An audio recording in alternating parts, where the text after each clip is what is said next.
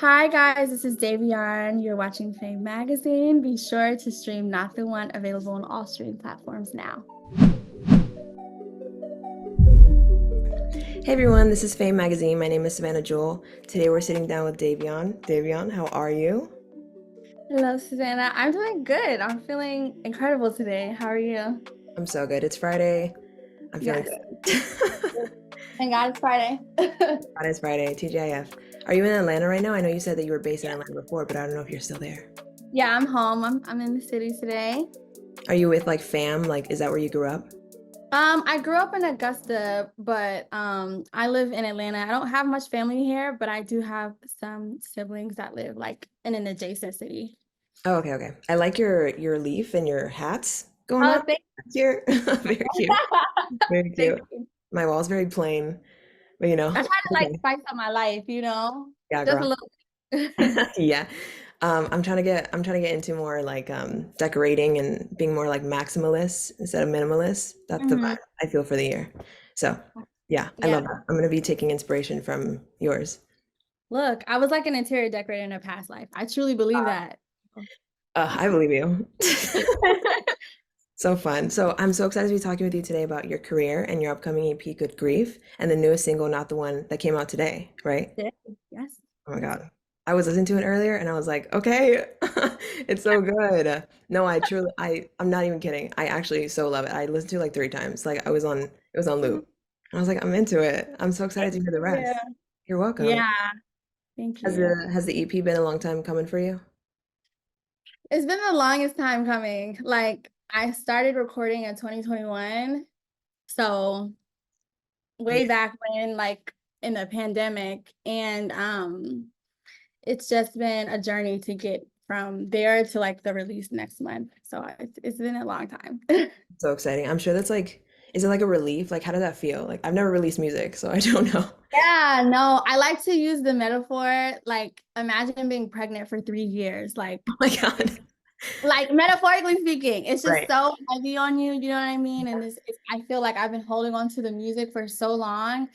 And I feel like I've had so many like growths and I've become a whole new woman in the past few years. Like I've grown into myself. Like I'm only 24, so 3 years ago I was 21, and like Totally different. I just feel like it is a relief, and I'm excited to like grow into myself presently, and I'm excited to see that reflected in my album. Yeah, amazing. Yeah. I feel like early 20s, like we're always like every month is like a new era, I feel. Oh my God, literally. Yeah. So I can't imagine like 3 years ago, like I was a different person 3 years ago. Come like Like honestly, I feel that. So I'm excited, honestly, to just yeah, get it out into the world and move forward. it's amazing. I'm so excited for you. So I would love to rewind to like early stages of your music journey, kind of starting from there. So I know you started at a young age singing in church, self-producing your Mhm. material in early teen era.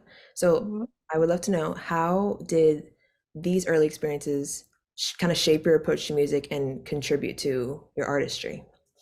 Yeah, so I think that I feel like most of the best musicians grew up in church or just have that background in gospel. And I feel like even though my music it doesn't necessarily mirror that of a gospel artist or, somebody who you could tell grew up in church, I feel like for me, growing up in church and just that being my first, introduction to music has really like allow me to take it deeper. I feel that music for me is more than just something that I do. It's my gift, and I try to honor my gift, and I try to honor the person that gave me this gift. And Mm, I think that like it has really like, shaped my approach, most of my musician friends, my bandmates, like all of these people, there's like a community and there's an understanding when you grew up in church that you can tell, and like the room, you can tell who's in the room with you. And I don't know, I feel like overall, it definitely shaped the way that I appreciate music. Like I said, it's more than just music to me. So I think that that's, you know, church has always been, even though I don't go as much as I should, I think that church has always been like my foundation. And I think that even when I started producing myself and recording myself, like super young, like 13, yeah. 14, I think that like I had that inclination because I was just so like intrigued with what I saw and like what I was introduced to in church. Right. I'm I know like a lot of people will have like a spiritual element into their music, like not in like a woo-woo way, in like a Yeah, but just like it's there. Yeah. like whatever you believe in, like God's with you while you're making Mhm, your music, lots of mhm, blessings. So I mhm. know that contributes to like a lot of people's artistry. So that's amazing to have that like foundation and then go up from there. Yeah, it's the best foundation for me personally because I feel like aside from just musically, like I feel like my moral compass has really like rooted me and grounded me. Mm. Just making decisions and growing into my womanhood and my artistry, like it's always my ground point for me. So I don't know, I appreciate it and I'm grateful that it was my start, you know? Yeah, a lot of people don't have that. So Yeah, I'm sure that's like feels like a blessing. That's it amazing. is. Yeah, it is. Yeah. So fast forward, kind of talking about, I want to talk about Uncharted. So you're co-starring in the documentary Uncharted in collaboration with Alicia Keys. That's Yeah, crazy. I So I know it's shedding light, correct me if I'm wrong, but I know it's shedding light on the challenges faced by young women of color in know. the music industry, right? Hmm. So I'm Hmm. sure that's been a unique experience. Can we talk a little bit more about being a part of the documentary and how it like impacted your perspective on the industry? Yeah, I think that being a part of the Uncharted documentary was first and foremost just crazy. Like, I don't, it's like 1 second you could be in your living room doing the most random thing, and then the next second you can be in LA filming a documentary for Alicia Keys. So it's like there's those series of events was just so crazy to me. But I think that it definitely, shed a light on like, the gap, between men and women in the industry and also just Black and brown people in the industry and the space that we hold. And not that we're not here, but that we're underrepresented in the room. So I think that being a part of the documentary was crazy because it just reaffirmed what I had always felt, which was that I have a place and I belong here, but I just have to do a little bit more work Mm. to be appreciated in all of my likeness. And I think that She Is the Music, what they're doing with like creating these spaces and these camps and I don't know, it really was like a physical manifestation of like change is happening. And I think that was just so cool to be a part of Alicia's legacy. Like that's just crazy to me. And I think that, it definitely inspired me to want to pay it forward in any way that I can, whether that be just opening the door for the next person to walk through or just, keeping these things in mind. So that way when I'm in Alicia's position one day, God willing, I can, remember when somebody extended the olive branch to me and I can just know what that feels like and just try to pay it forward in any way I can. Yeah, that's amazingly said. I mean, like you wanting to do that, I feel like is going to manifest in the way that you're hoping because like Wow. you anybody wanting to like open doors for other people, like I feel like it's going to happen regardless. And Yeah. with like your journey and the opportunities that Mhm. you're going through, I feel like that's very close coming. Yeah, I think that all of the really cool opportunities that I've had, like the Uncharted documentary was just one of the many. Like they've all come from somebody who is just like seen me and wanted to incorporate me into like their journey. So I think that it's only right for me to do the same thing when I have the opportunity. That's so special. Do you have any is there any specific changes that you'd like to see within the industry after this is like released?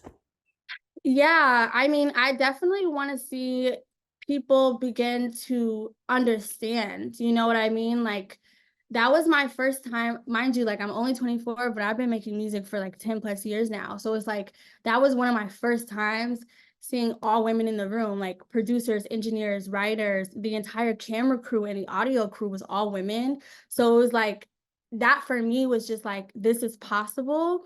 And I think that like I said, it's not something that I didn't know necessarily, but it just reaffirmed like, okay, we have to do better because even though it's a male dominated industry, it's not because women don't exist in the industry. It's just because, like I said, the opportunities don't necessarily look the same for us. So I think that when the documentary is out to the masses to see, I want people to feel inspired and women to feel inspired to create spaces for ourselves and just extend grace because we do understand that there was like we're kind of like playing catch up right now, so I just want people to understand and have grace and create opportunity.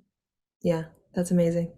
Mhm. Um, I I feel like with um, doing a project like that and being surrounded by women that hold so much, not so much power, but like use it for so much good. I'm sure that's so Hmm. inspirational for you and like motivates anybody really to like want to be in that space and prolong Yeah, that space and it definitely leave does. room for other people. You know, it's Yes. so important who you surround yourself with. It is. And Yeah. it's also important, the example that you said. Like, I feel like even though we were only shooting, for it to be a documentary, it was kind of expedited. Like, we filmed for like maybe a little under a year and a half.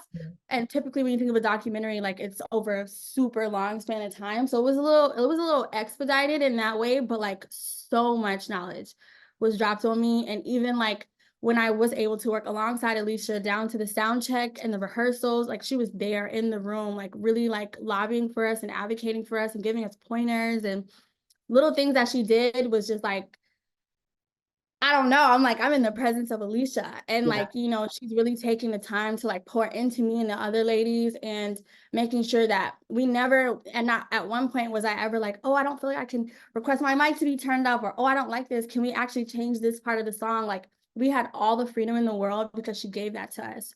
Yeah. So it was just so much. And I'm so grateful. She Yeah. gave him a voice. That's amazing. Hmm. So that's so fun. Um I can't imagine. I'm like imagining the whole situation. That's I crazy. can't believe that that happened. I still Yeah. can't. Still happening for you. That's Yeah. amazing. So, coming up to your, or coming back to your upcoming EP, Good Grief. So, it's my understanding it's exploring 5 stages of grief, right? Can you share more about the inspiration behind the project and how that specific concept influenced the emotions felt through the EP? Yeah, so good grief. It definitely was like a labor of love. Like Mhm.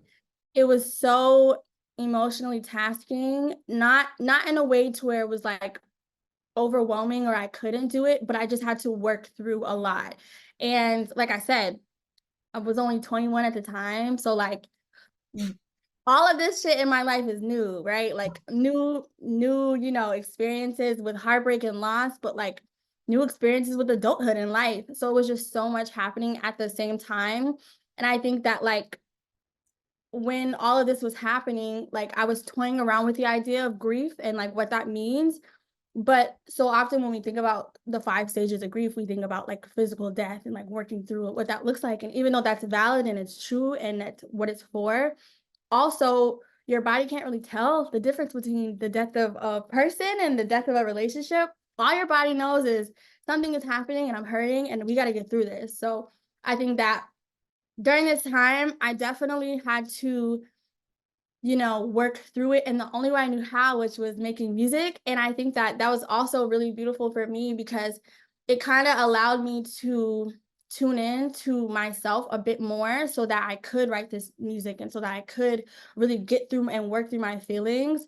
And I think that, it definitely was a cool thing for me when I had the epiphany, like, okay, good grief. Like, this is grief in the 5 stages. And like, I could talk about grief in the 5 stages through the lens of heartbreak. And like, I feel like even that in and of itself, connecting those dots for me was just like, it took me to the next level creatively. Mhm. And every single song that I made for the project, some songs didn't see the project, and that's fine.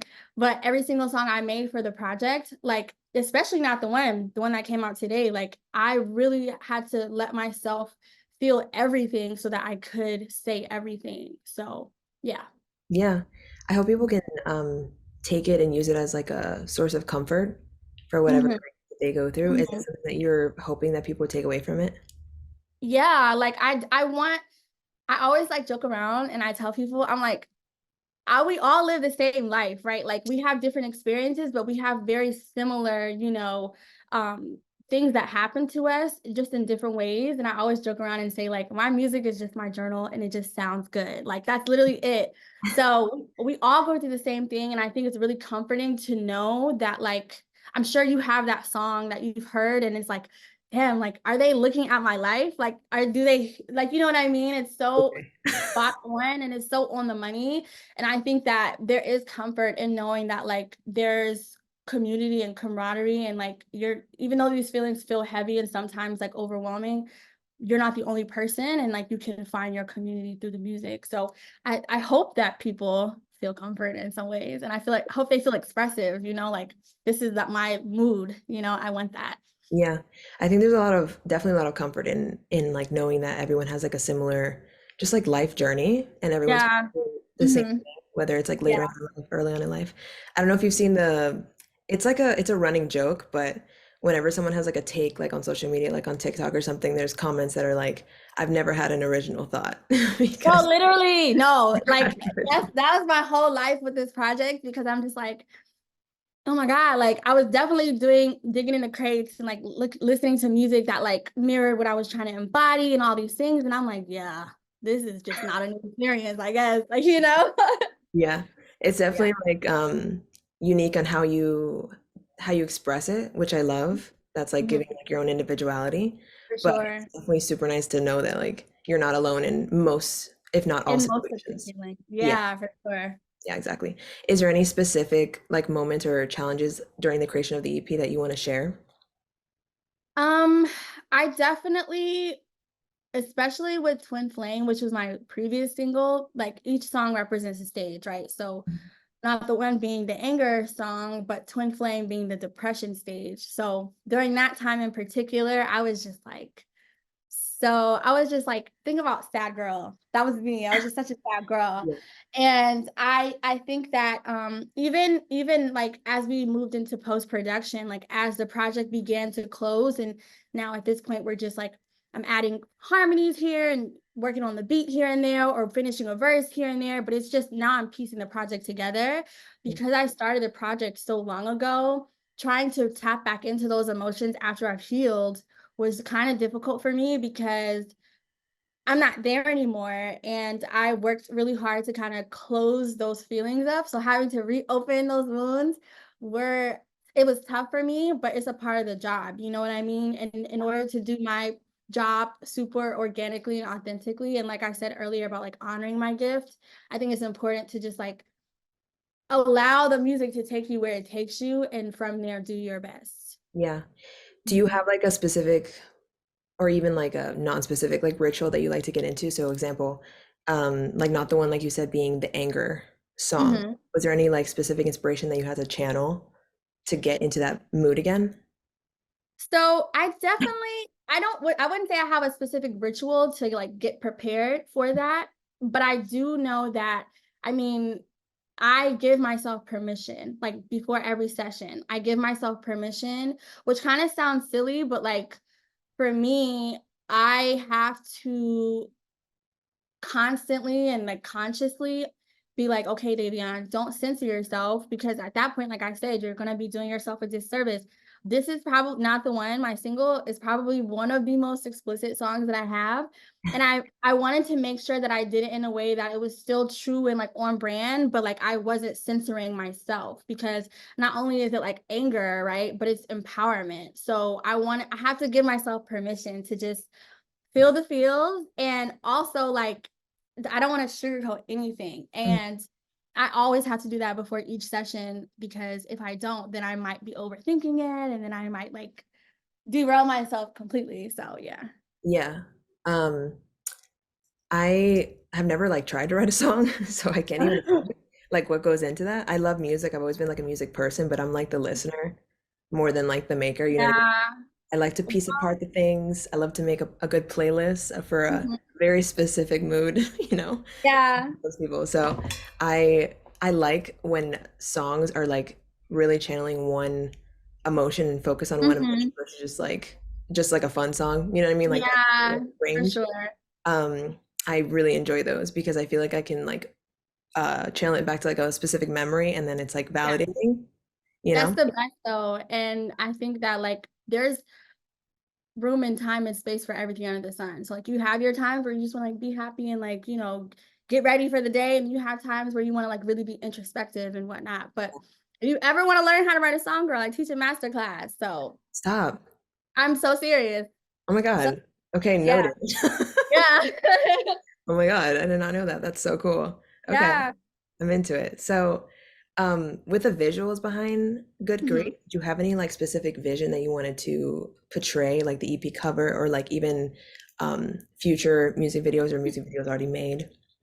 Yeah, so I think that for Not the One, right? Like we wanted to we wanted to do something a bit different. So there's no like specific music video, like a traditional music video for Not the One, but instead what we did was we tried to like create multiple content pieces that were still really strong in their artistry so that it's not like just a random TikTok video, but it's an artful piece of content that supports the theme of the music. So for Not the One, you're gonna see some as we roll out the song, but Yeah. we created some really really cool visual content that allowed me to like grow because like I'm still a very new artist, and I think that like it's hard to establish that visual identity if you're not intentional about what you're trying to do.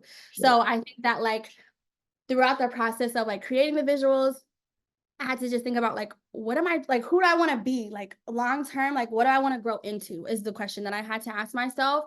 So I think that like for Not the One, we played around with a lot of cool different things and ways to like really reinforce like what I'm trying to let people know who I am. But for the EP in general, like we have a video for Twin Flame. Mm. That right there is like one of my favorite videos I've ever done. Actually, it's my first proper music video for myself. Oh, so And it was so important to me because it was self-funded, really? self-produced. Yes, like everything. So it was really special to me just to see what my idea looks like because usually I just hear what my ideas sound like. So it was really important for me. But yeah, and the cover itself for the EP, good grief, the cover like took so much TLC, and it was actually inspired by a painting called Blue Monday by Okay. Annie Lee. So it's like a really famous painting, but it was really inspired by that because I wanted to just evoke the feelings of just like exhaustion, but make it fierce. You know what I mean? So Cheers. um there's so much thought that goes into this, and I'm really happy that I can like explain that to people because sometimes we don't understand how much intention goes behind the visual part of the rollout. So Yeah. yeah. Yeah, I have a very small, um, I guess you can say like understanding of like the creative parts of Mm-hmm. production. Mm-hmm. I've only seen it in like bits, and there's so much that goes into it. Like There you is. have no idea unless like you're in it, you know? Mm-hmm. And that's Yeah. insane. And like sometimes it could be like people will take it very lightly when Yeah. the goal is to be taken like emotionally heavily, I guess. So Yeah, like there is so much that goes into it, and like I was saying before with even just creating the project, like the music, like I studied that theme of grief and heaviness and sadness, but the same goes for the visuals. Like there are so many people who have amazing visuals that I just tried to emulate in my own way. Like one of my favorite artists, but favorite she just has the best visuals is Tierra Whack. Like I mm, love her so much, but I also love her ability to just like be creative on screen. You know what I'm saying? And in the music. And I think that like in my own respect, right? Like I love to be able to be known for my music just as much as my visuals. So it's definitely something to aspire towards as I grow and as I get more visuals and as I get more recognition and more fan base. I definitely want to also like get, I don't know, more inspiration for more visuals. you get to Yeah. create your own brand, and that's so fun. No, literally, yeah, from the ground up Yeah. too. And there's no like limitation with it, which is also so fun. Like you can literally do whatever you want and you can shift in any way that you feel like is right for you, Mhm. which is Yeah, I think I would assume is very relieving to not be like restricted within your yeah.